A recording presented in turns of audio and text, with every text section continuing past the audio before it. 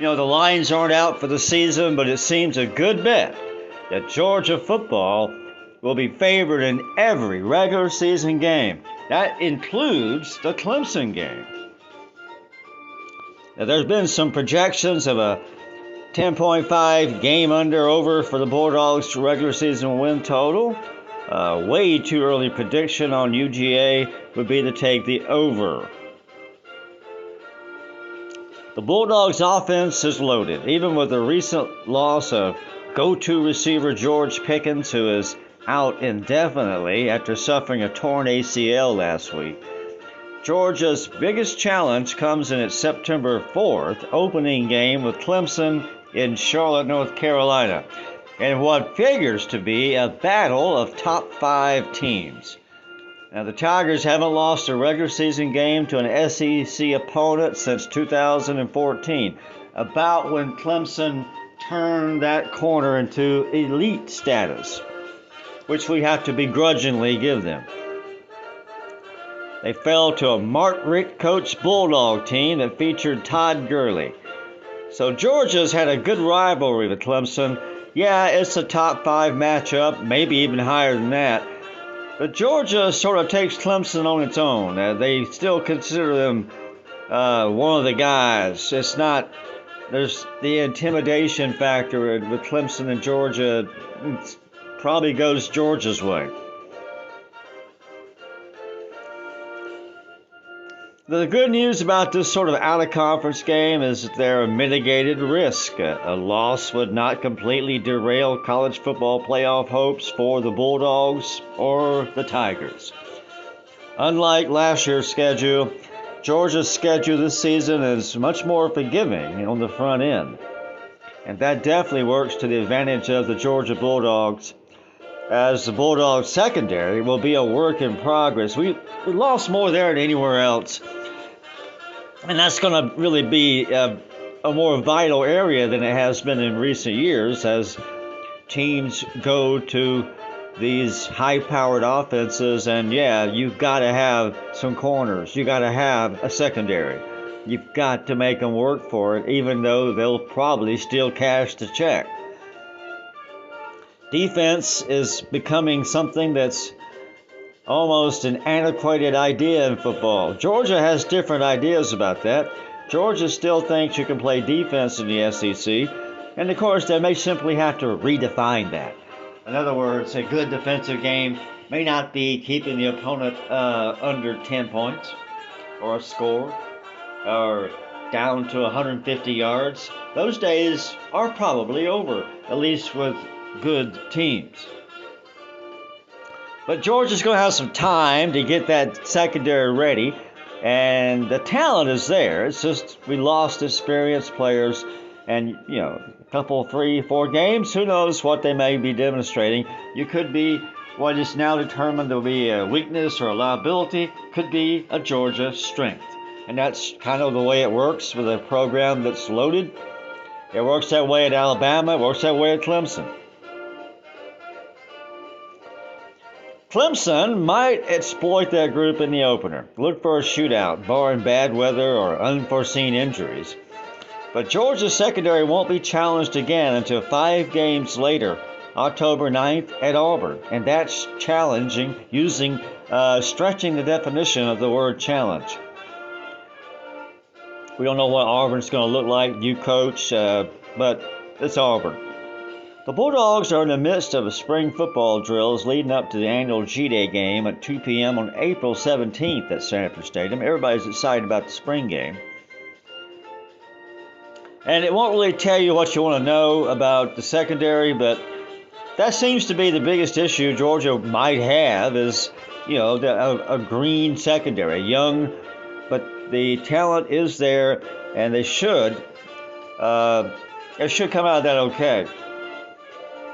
Now, what does that tell you about the Georgia offense? The spring game could be interesting because the offense certainly had the edge in most of the early drills. Is that because the offense is that good, or is the defense simply going to hurt a little? So Georgia's going to have their offense clicking on all cylinders, and Kirby Smart's going to have to be completely bought in on the idea of scoring when you have the football. He's going to have to get rid of those concepts of trying to use offensive prowess to eat up clock. Sure, you can eat up clock when you can, but you're going to have to score. And it looks like this Georgia offense, even without Pickens, should be loaded. And we're all looking forward to how that offense is going to look. So, 2021, a very important season for Georgia, and it's just around the horizon. Now, recently we did a special on the 2002 Georgia football team. That team won an SEC, first one in 20 years for Georgia, but it did lose to Florida, one of our nemesis.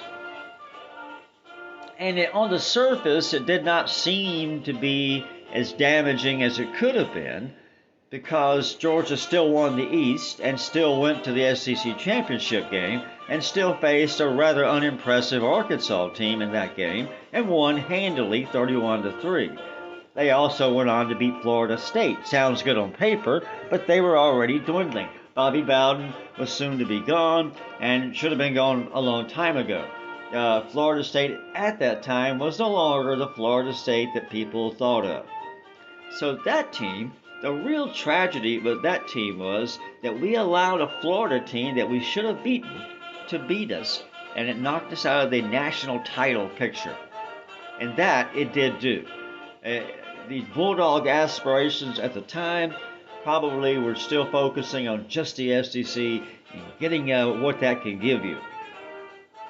But now we've grown up a little bit, and now Kirby Smart came into Georgia knowing that he had to provide national titles, set those games up, get the playoffs. Georgia had to be a playoff team. Winning the SEC was just the first step to getting what you needed to accomplish Georgia's new and improved goals, which of course now should include winning a national title and certainly getting into that playoff for the opportunity, and then winning something. They'll go home empty-handed and then get a title. Georgia almost has to have a title. They've gone too long without one. These fan bases that only look at that are simply, they just dismiss you. It's like, oh, you don't count. And the talent is certainly there. That the real issue is, what are the nuances that go into actually winning a title? Those are the kind of things that can affect any season. Like George Pickens getting injured. Those things can not derail a season, but things can happen. No matter how good it looks on paper, winning that national title, I don't care what you say, even if you're Alabama, even if you're Ohio State or Clemson, winning that national title, you still have to have just a little kiss on the cheek from old Lady Luck.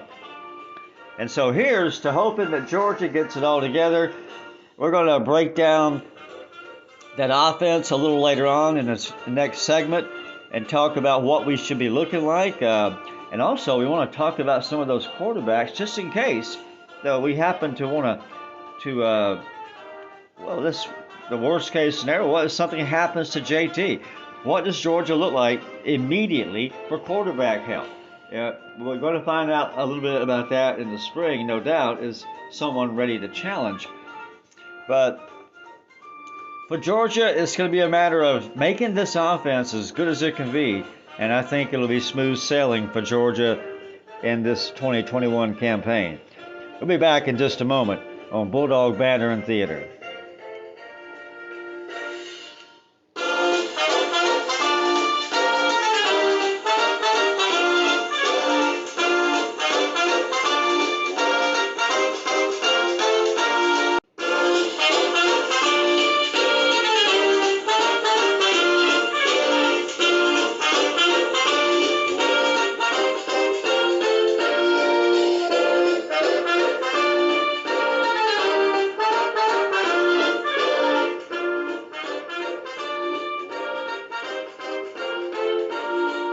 Hello, Bud Wheeler back with you. Thanks for sticking with us here at Bulldog Banner and Theater. You know, one of the things that Kirby Smart did that impressed me when he first came to town,